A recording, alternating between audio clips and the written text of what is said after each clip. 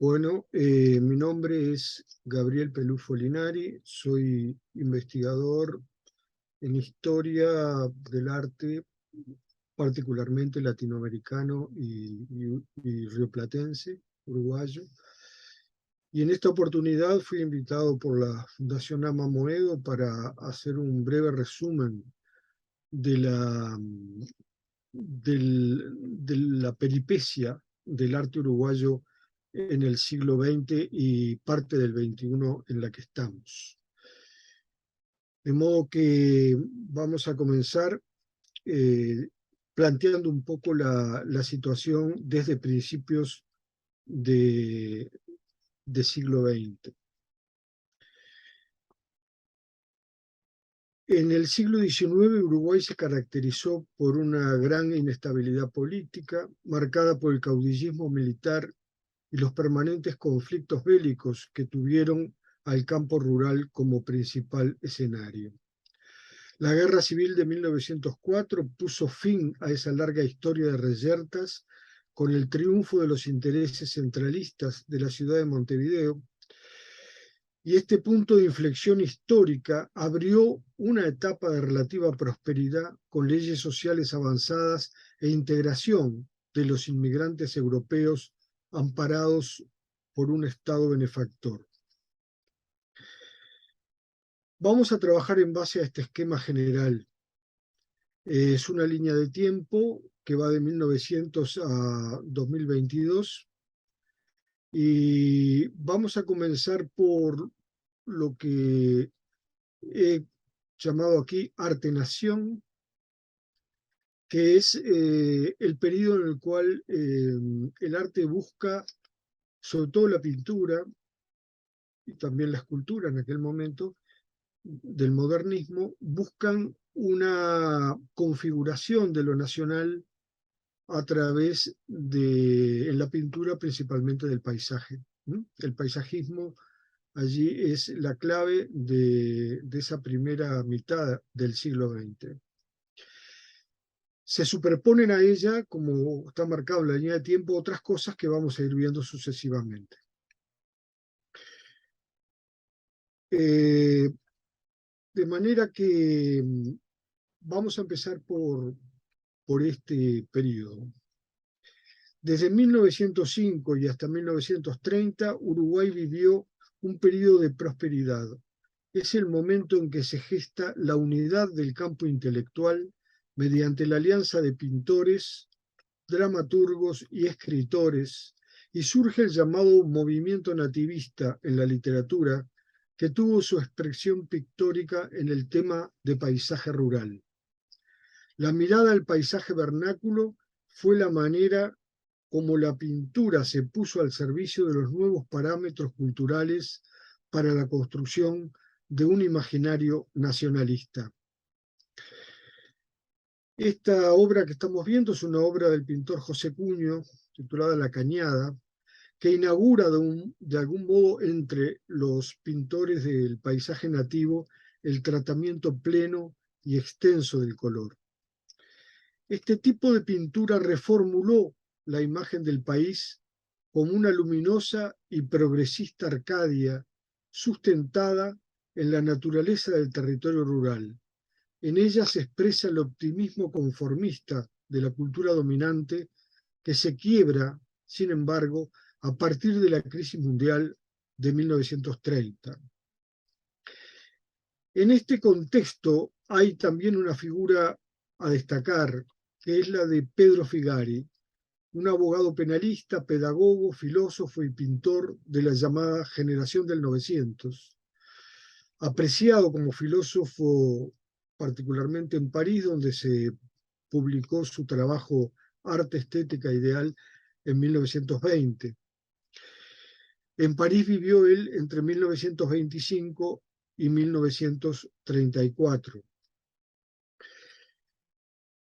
Su pintura, muy ligada a una filosofía positivista, no es el lugar del nativismo lírico cultivado por los paisajistas de esa época, sino que es un nativismo, diría, antropológico, una cosmografía del paisaje cultural rioplatense. Figari practica en la pintura un paisaje místico donde lo humano, lo animal y lo vegetal se funden en el contexto de la naturaleza como si se tratara de una misma cosa. En este sentido, buscó en los fenotipos humanos regionales al hombre primario universal. En el caso de Uruguay enfatizó particularmente los fenotipos del gaucho y del negro, no como etnia criolla y etnia africana respectivamente, sino como modelos culturales a los que agrega el primitivismo de los trogloditas, por considerar que ocupan un sitio en el inconsciente colectivo del hombre moderno. Los modelos culturales de Figari son aquellos en los que él encuentra coherencia entre modo de ser y modo de hacer, cosa que a su juicio se estaba perdiendo en la modernidad. Después de 1930 se hicieron sentir a escala local las confrontaciones ideológicas de carácter mundial. Por un lado la Guerra Civil Española, por otro la Segunda Guerra Mundial, dividieron al campo intelectual. Surgen los primeros síntomas de una pintura familiarizada con lo que se ha llamado realismo social. La visita de Siqueiros al Río de la Plata en 1933, me refiero al mexicano David Alfaro Siqueiros, fue un detonante de este tipo de pintura en Uruguay y en Argentina. Ahora bien, pasemos al segundo periodo o el segundo ítem de la Escuela del Sur y de la abstracción en Uruguay. Dos fenómenos a considerar en este periodo: la Escuela del Sur, fundada por Joaquín Torres García, y el proceso del pensamiento abstracto en la pintura y en el arte en general. Finalizada la Segunda Guerra Mundial, aparece una generación de intelectuales con visión crítica respecto a las tradiciones nacionales y abierta a las manifestaciones culturales europeas de posguerra. Su principal correspondencia en el campo del arte fue la obra y la prédica de Joaquín Torres García, entre 1934, año en que regresa de Europa, y 1949, año de su muerte. La de 1950 es la década de las discusiones entre figurativos y abstractos y del surgimiento de un movimiento de artistas abstractos concretos al que le seguirá otro, de pintores informalistas líricos a la manera europea. Torres García regresaba de un amplio e intenso periplo europeo y norteamericano, con la convicción de que el arte moderno estaba en crisis y que la forma de salvarlo era volver a un arte anónimo, comunitario, amparado bajo una concepción estético-filosófica que era a la vez moderna y arcaica. Su doctrina del arte constructivo, a la que había arribado en 1930 en París, debía pasar a constituir, a su juicio, la base de una escuela del sur, abocada al arte de América. En ese sentido, funda en 1934 la Asociación de Arte Constructivo en Uruguay y a partir de 1942 funda el Taller Torres García. Esta obra en el espacio público pasó a ser paradigma del arte constructivo. Se llama Monumento Cósmico. Es el arte constructivo que Torres pretendía fundar como arte colectivo y anónimo. Fracasada esta idea, a partir de 1940, decide fundar una escuela de pintura que adoptó el nombre de Taller Torres García. Este taller dio lugar a un nuevo tipo de paisajismo urbano de Montevideo que refundó en el imaginario público a la ciudad de los tranvías, los barcos, los cafés, que tenía como eje el paisaje portuario. Esto que están viendo son pinturas de varios discípulos del Taller Torres García en esa época. Ahora bien, pasemos al arte no figurativo, que a partir de 1950 aparece exponiéndose en Uruguay. En 1952 tiene lugar la primera exposición de arte no figurativo. Se reúnen artistas abstracto concretos, vinculados indirectamente al Grupo Argentino de Arte Concreto Invención y al Grupo Madí, que ya estaban en desarrollo en Buenos Aires. En esa década se desarrollaba paralelamente a la abstracción concreta un informalismo basado en el gesto lineal y la mancha aleatoria, de acuerdo a la tradición lírica francesa.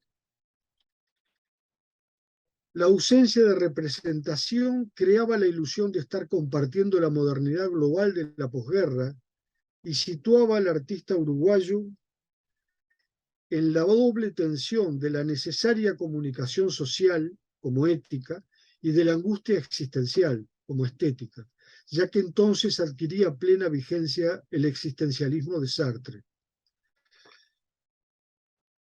A partir de 1960, la abstracción informalista con relieves de arena y otros elementos incluidos se presentó como un campo apto para la estética de la textura y del fragmento. La microfísica de la materia pasó a ser el soporte de esa nueva estética. No solamente en la pintura, también en la escultura. La chatarra fue también materia de estructuras escultóricas, como la que puede verse aquí del escultor uruguayo Germán Cabrera, que data de 1964. Bueno, pasemos ahora a la otra parte, al otro ítem del realismo crítico, vinculado a un sentimiento regionalista, latinoamericanista, que de algún modo establece el primer vínculo entre arte y política.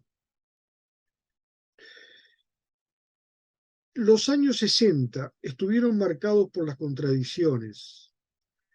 El entusiasmo juvenil, con una buena cuota de erotismo, de humor y de optimismo impaciente, fue acompañado por un sentimiento de pérdida, un encuentro con el lado oscuro de la violencia y de las miserias humanas. Este oxímoron fue factor determinante en la crisis del sentimiento amigable de colectividad intelectual que había predominado antes, en los años 50. Como respuesta a esa atmósfera incierta, surge hacia 1960 una figura residual con perfil antropomórfico, síntoma de la nueva figuración que se estaba gestando en el dibujo, la pintura y la escultura. Por otra parte, en este marco de arte y política, el arte correo pasó a ser comunicación visual con sentido político, al abocarse a la comunicación de ideas concretas a través de un lenguaje sígnico comprimido mínimo de naturaleza icónico-escritural. Esto marcó un primer gesto del conceptualismo en el arte local. Bueno, pasaremos ahora a la otra parte, al arte, al revisionismo en el arte y a lo que podríamos llamar una figuración alegórica que con cierta dosis de conceptualismo en la pintura se nos presenta a partir de 1970 y hasta 1990 en su ciclo más característico desde el punto de vista histórico, porque después esta tendencia continúa de algún modo hasta el día de hoy. La prolongación del color en el ítem realismo alegórico obedece al hecho de que, como decía recién, si bien esa tendencia tiene su ciclo de gestación en los 20 años comprendidos entre 1970 y 1990, continúa luego bajo diversas formas hasta el momento actual. En 1973 se produce el golpe de Estado cívico-militar en Uruguay. A partir de entonces, en la década comprendida entre 1974 y 1984, se registra la desaparición de los espacios institucionales del arte, por cierre de los mismos o por el exilio, la prisión o el silencio de los artistas. El campo artístico se retrae al ámbito privado de algunos talleres que ofician como los únicos centros de enseñanza.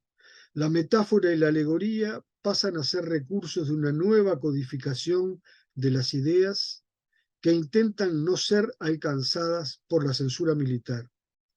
En estas condiciones tiene lugar el surgimiento de la alegoría como género, un realismo alegórico con cierta dimensión fantástica. Spínola Gómez expone en 1975 la serie que denominó polifocalismo, escenas oníricas donde se quiebra toda escala y todo convencionalismo de la representación. Esta pintura en particular testimonia el silencio de la época. Es muy frecuente en la gráfica y pintura encontrar en ese periodo que la figura humana aparezca maniatada, amordazada, con cuerdas que la oprimen. Otra forma, obviamente, de la alegoría. También la alegoría adopta una visión, digamos, desconstructiva. En este caso, una deconstrucción de la estructura, de las estructuras constructivistas de Torres García, como parte del revisionismo descreído y sardónico que se manifiesta en esa época, ¿no? Tanto la obra de Bategasore como de Barcala están muy centradas en el desconstructivismo torresgarciano. También está el caso de Wilfredo Díaz Valdés, en que la deconstrucción es un recurso para entrar, digamos, en la posmodernidad.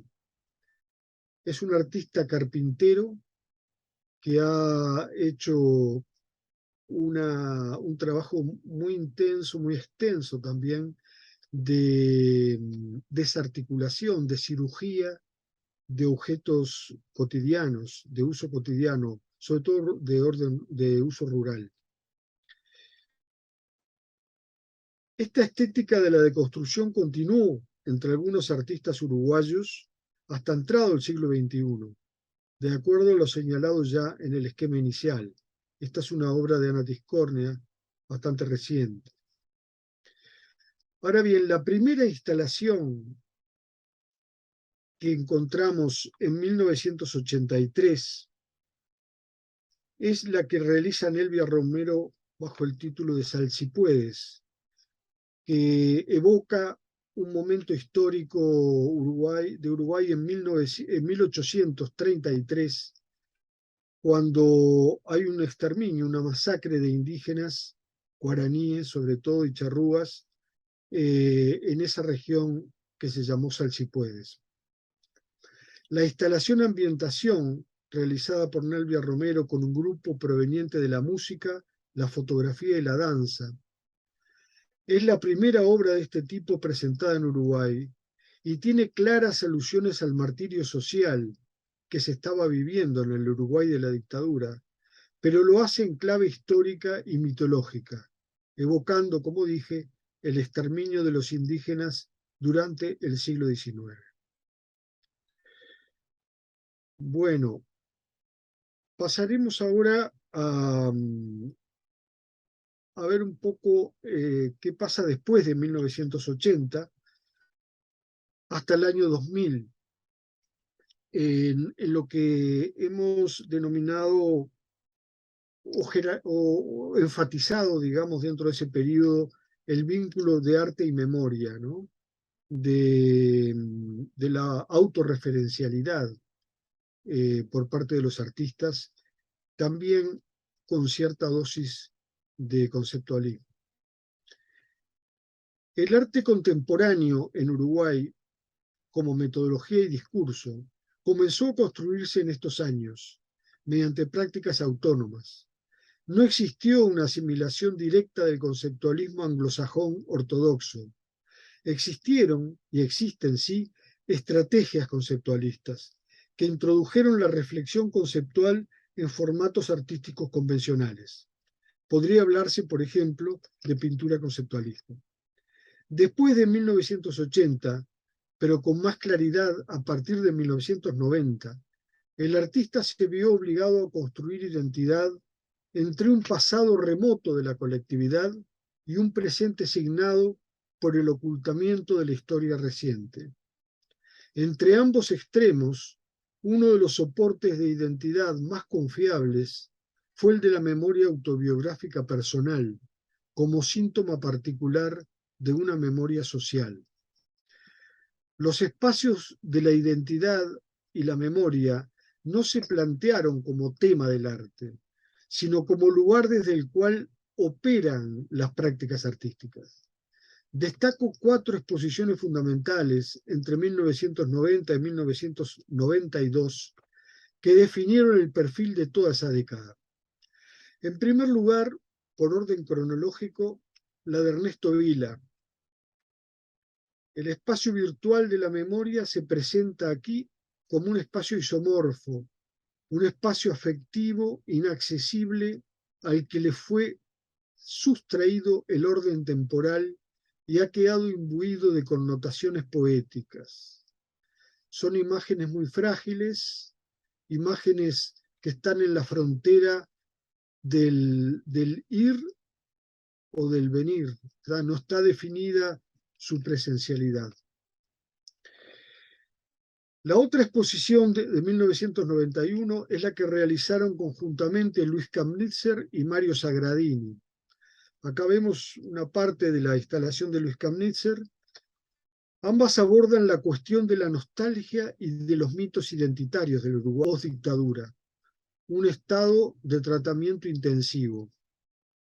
Esta exposición constituyó una instancia clave en la formulación del lenguaje de la instalación. Por su parte, ese mismo año de 1991, Rímer Cardillo expone sobre lo que en antropología suele llamarse mitologías de ausencia, un imaginario de la indianidad uruguaya y sus relaciones con el patrimonio ecológico rural en vías de extinción. Estas mitologías de ausencia comparten el vacío de memoria respecto a los marginados y los olvidados de la tierra. La dictadura exaltó una iconografía estereotipada de los héroes nacionales. Y aquí se trata justamente de desmontar esos estereotipos. En 1962, la última exposición de esta serie que quiero destacar es la de Carlos Capelán, que se llama Mapas y Paisajes. Exilado en Suecia desde 1973, Capelán habla a su regreso de un país construido con la síntesis de lo recordado y lo vivido en otros mundos. Un país que solamente existe en el espacio de su memoria individual y que el artista transfiere al espacio sincrético del arte. A partir de esa década, abundan los casos de intervenciones urbanas. Voy a señalar solamente 3. La de Pablo Conde, que mediante falsos bloques de hormigón, hechos en realidad de espuma plástica, cierra un espacio histórico fundamental de la ciudad, que es la antigua puerta de la Ciudadela, y luego ese cierre es demolido, desconstruido por el propio público, por los peatones de la ciudad vieja que lo destruyen. Otra intervención de esa época es una intervención política que hace Ricardo Lanzarini en un monumento público en homenaje a Aparicio Saravia, uno de los caudillos militares del siglo XIX. En ese momento el partido político que tenía a Saravia como ídolo realiza una serie de actos de corrupción que son investigados por la justicia, y aparece esta intervención en el monumento que dice: los caballos de la patria tienen olor a podrido. Esto le costó a Lanzarini un proceso y cárcel en los primeros días y luego liberado, pero con un largo proceso judicial, que dio en los periódicos lugar a una polémica sobre los límites del arte y la vulnerabilidad del artista frente a su capacidad o no de cuestionar el ámbito político. Otra de las intervenciones ya más reciente es la de Diego Masi en una escultura tradicional del espacio público, eh, mediante lunares blancos. Esta intervención estuvo amparada, digamos, en el marco de un salón oficial de arte que incluía las intervenciones en monumentos públicos. Bueno, quisiera ahora entrar en la última parte, en lo que he llamado acá arte distopía, que corresponde a lo que hemos vivido del siglo XXI hasta la actualidad, o mejor dicho, hasta hace unos años. En realidad, lo que el Lorem Ipsum corresponde a la idea de que es imposible de clasificar, de esquematizar la multiplicidad de tendencias y de retóricas trabajadas por los artistas en este periodo. Por lo tanto, yo me voy a referir a algunas de estas individualidades aisladas que han estado trabajando en contextos colectivos o individuales, pero siempre con una mirada distópica.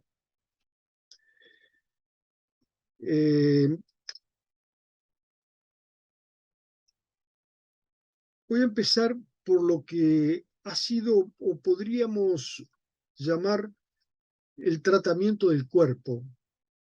El cuerpo ha sido, después del 2000 en adelante, uno de los elementos del cuerpo encarado de las más diversas maneras, ¿no? Pero el cuerpo en definitiva como fantasma, como una presencia que incluye en sí mismo muchos atributos sociales y culturales en un momento extremadamente conflictivo. Esta obra de Margaret White establece un diálogo entre los hilos, los géneros, y es una versión de lo femenino en conflicto, que es una de las problemáticas de estas últimas 2 décadas.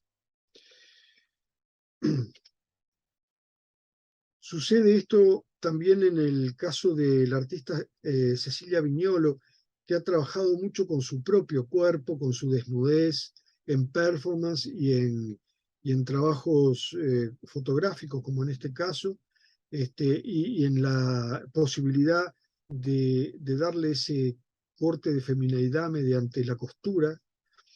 También Florencia Flanagan, que ha trabajado el tema de la sexualidad, de la identidad de género. Todo esto tiene que ver justamente con la corporalidad humana, ¿no?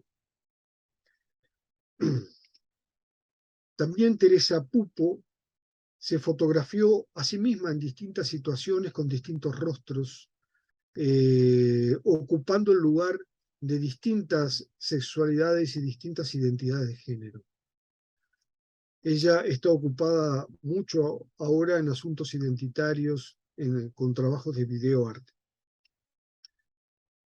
Virginia Patrone ha trabajado en la pintura el cuerpo femenino con cierta poder simbólico, en pinturas que se acercan al vienés Gustav Klimt, ¿verdad? En una atmósfera así bastante onírica, que también ocupó la atención de otros artistas de este periodo. Tamara Cubas, que trabaja con las multitudes, trabaja con muchos cuerpos, con performances urbanas, y este tema de la masa humana, digamos, de la vestimenta, de la desnudez y, y del desnudamiento público y del trabajo con la multitud como ser vivo, es algo que también ha puesto en escena de una manera muy polémica en los últimos años Tamara Cubas.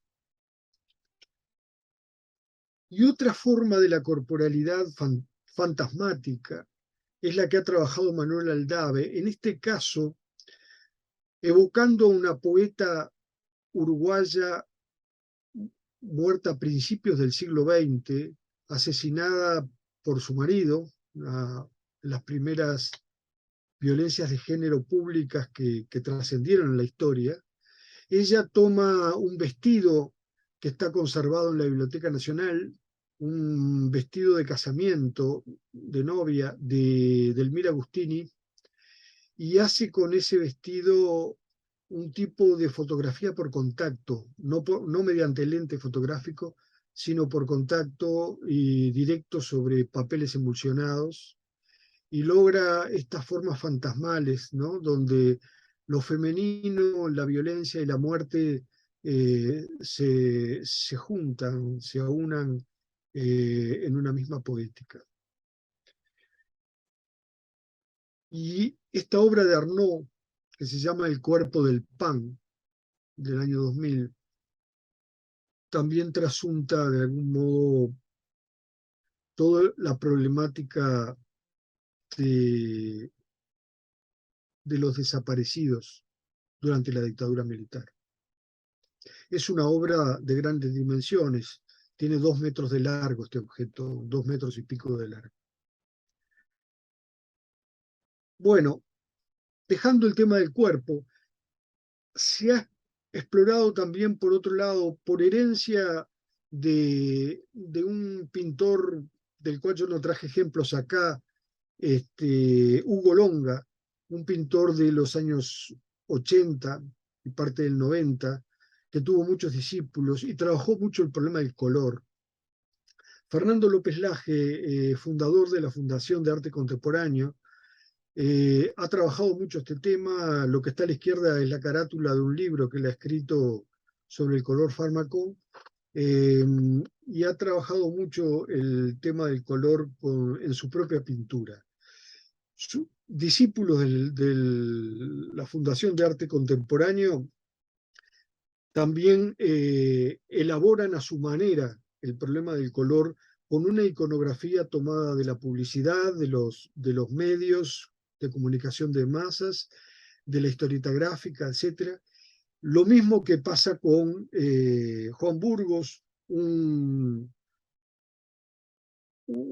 ensayista del collage y de la intervención sobre gráficas políticas, en este caso la gráfica de Mao Zedong, que él interviene sobre los propios afiches, pero como ustedes ven, hace trabajos en gran formato, ¿no? Es una gran escala de trabajos de collage y bricolage.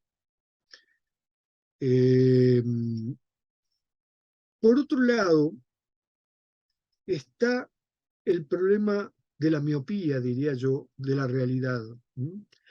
El tema que la contracara de la globalización es lo que Marco Maggi ha llamado la miopía global. Es decir, la necesidad también del artista de poner la lupa, así como había existido eso, lo habíamos visto en la pintura matérica de los años 60, la necesidad de la textura, del relieve y de poner... Allí, eso era, digamos, una cuestión estrictamente física, visual. Aquí hay una metáfora del pensamiento miope, ¿no? Una metáfora de la necesidad de retrotraer la mirada a lo más fragmentario de la realidad y crear allí mundos. Esta miopía está presente también en dibujos de Riccardo Lanzarini, que realiza dibujos pequeñísimos en tinta sobre las hojillas de papel de fumar. Creo que son dos ejemplos característicos, pero hay muchos otros. Hay artistas que han tomado los pequeños vegetales que crecen al borde de las veredas y de la vía pública y han hecho con ellos trabajos de exploración formal de arte vivo. Quiere decir que esto de la miopía es algo que ronda también el arte contemporáneo uruguayo de los últimos tiempos. Y la mirada hacia atrás también, la mirada hacia el pasado del arte nacional, como el caso de Francisco Tononcich en este retrato de Torres García, que de alguna manera reproduce esa estética de lo pobre de Torres, de las maderas y de la austeridad formal y estructural más absoluta. También en esta línea de la retroversión de la mirada hacia el pasado de otros pintores, ha hecho enormes instalaciones Pablo Uribe. En este caso están viendo el detalle de una instalación más grande que muestra una obra de Ernesto Laroche de los años 20, del pintor paisajista, de la cual él toma, vamos a decir, el ADN cromático, ¿no? Lo descompone a la obra en sus colores de paleta utilizados, que los extiende en distintos planos, mediante un trabajo analítico que realiza junto a una restauradora de arte, está acompañado, como ven, por cuadernos en la exposición donde muestra esos estudios.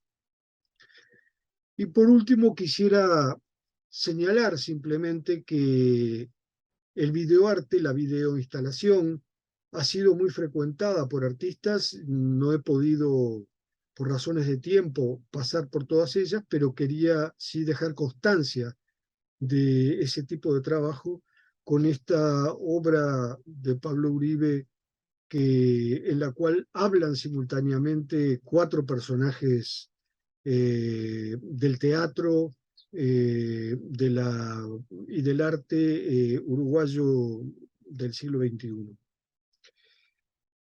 Bueno, conclusiones. Las problemáticas más frecuentes abordadas últimamente giran en torno al cuerpo, como dije, sexualidades, identidades de género, violencia, multitudes, el cuerpo como pantalla, etc. También en torno a la miopía, a la microescala de lo marginado o lo invisible, y al pasado en el presente, y también a la industria de la imagen, ¿no? En todo este problema del color, de la historieta y de las señalizaciones sígnicas urbanas y demás que podemos encontrar en varios artistas. Estos, entre otros tópicos. Hay una crisis, digamos, de la dimensión temporal y del lenguaje en el arte, en estos artistas, ya que sus prácticas no siempre son asumidas como parte de un cuerpo lingüístico que posee densidad e historia, sino como prácticas relámpago, como invenciones circunstanciales de un presente individual y colectivo, pero siempre fugaz. Creo que esto es lo que ustedes van a encontrar también en las visitas que hagan a obras, galerías y talleres acá en el Uruguay. Bueno, terminamos ahí. Muchas gracias.